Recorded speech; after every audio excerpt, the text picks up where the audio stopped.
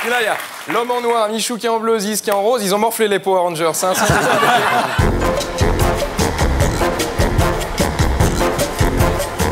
Maintenant, j'accueille mon CDD, Tom Villa.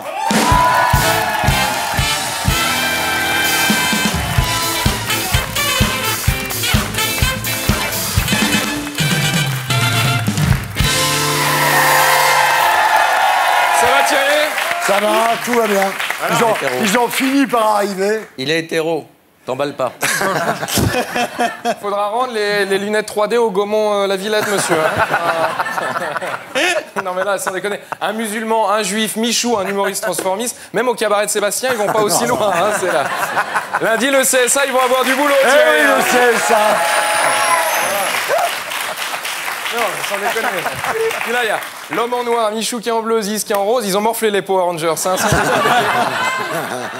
Hein, Michou, figure mythique parisienne, s'il en est. Voilà, chez Michou, le seul endroit où Sylvie Vartan fait moins vieille que l'original. Donc c'est quand même... Notre première invitée, honneur aux demoiselles, évidemment, parce que c'est un peu la touche charme de cette émission. Je vais être très honnête, je l'adore quand elle porte une petite robe en cuir. C'est Ahmed Silla, mesdames et messieurs.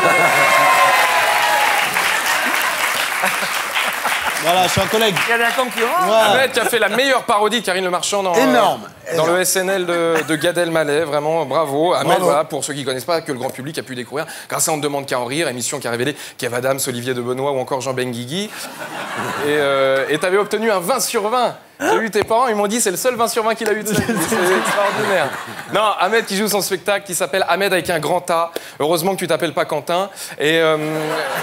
Et il va jouer son spectacle à l'Olympia les 24 et 25 décembre. Bah, Ahmed, il s'en fout, il est musulman. C'est Noël pour lui. Oui, c'est vrai. Non, en revanche, jamais tu le verras jouer un 11 septembre. Ça, jamais de la vie. Non, pas. Mais non, je joue à 16h. Hein. Je joue à 16h le 16 matin pour faire le dîner après en famille. Voilà. Oui, bah, je m'excuse, ok. C'était le CSA. J'ai été ravi de vous connaître, Thierry. Non, du coup, je suis obligé de faire une vanne gentille sur les musulmans. Bah, force est de constater que l'islam, c'est quand même la seule religion où les moutons ont le droit d'aller dans une salle de bain. Voilà, c'est quand même... C'est vrai. Non, je sais pas.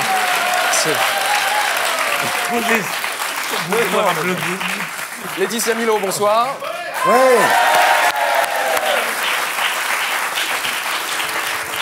Thierry, Laetitia Milo, qui est une formidable comédienne, voilà, et c'est vrai que... Ah ouais. C'est le Allô CSA, c'est le CSA. Non, là, c'était pas une vanne. Non, non. Ben oui, elle était dans Plus belle la vie, mais c'était la seule qui était bonne. Voilà. Désolé, bonne journée. Non, mais je suis désolé. Ah, ils sont sur le coup, les mecs. Ah ouais, ils sont chauds, ils sont chauds. Oui, elle a fait Plus belle la vie, Laetitia, mais pas que. Elle a fait un très beau parcours dans Danse avec les stars, voilà. Elle a été finaliste de Dals et ça mérite d'être souligné parce que vous étiez l'une des seules stars qui était plus connue que son danseur, donc quand même c'est important. Puis les séries qui cartonnent, Laetitia, tout ce qu'elle touche, elle transforme en or. 7 millions avec La vengeance aux yeux clairs, 6 millions avec Quand je serai grande, je te tuerai, voilà. C'est plus des audiences, c'est des cagnottes de l'euro-million. On va pas se mentir, c'est... Ah, c'est fou. Puis il y a la saison 2. La saison 2 de La vengeance aux yeux clairs qui arrive très bientôt sur TF1. Et il y a votre chienne qui joue dedans. Oui. C'est ça. La semaine dernière, on recevait Karla Gaffel qui fait bosser sa chatte. Si on reçoit Brigitte Bardot, j'ai très peur. Franchement, Thierry, j'ai très peur. Mais bon, notre prochain invité s'est fait clasher par Georges Marchais comme tous ceux qui ont parlé un jour à Georges Marchais dans leur vie. C'est monsieur Alain Duhamel, s'il vous plaît.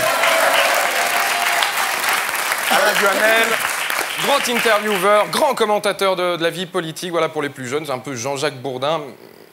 Non, c'est Alain Duhamel, membre de l'Académie des sciences morales et politiques. Il ne doit pas y avoir grand monde là-bas.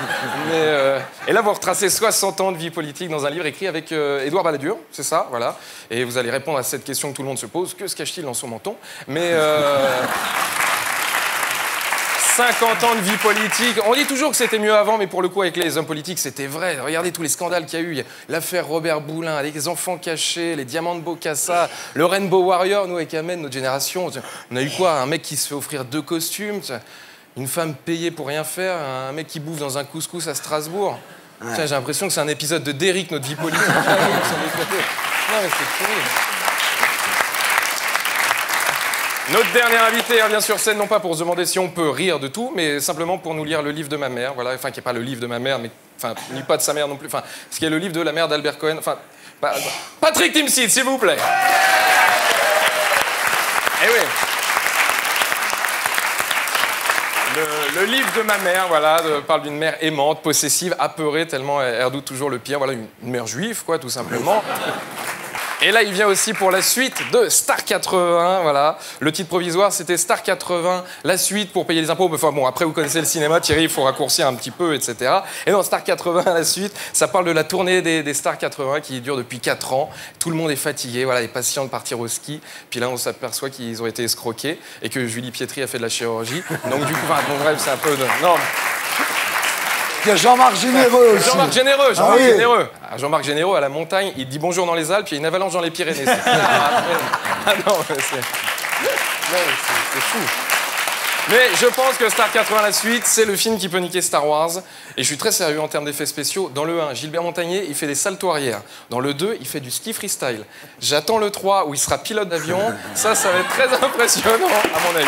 Thierry, bonne émission. Merci. Voilà, c'était le warm-up. Et pour être sûr de ne rien rater de Inarditube, abonnez-vous et mettez un pouce bleu.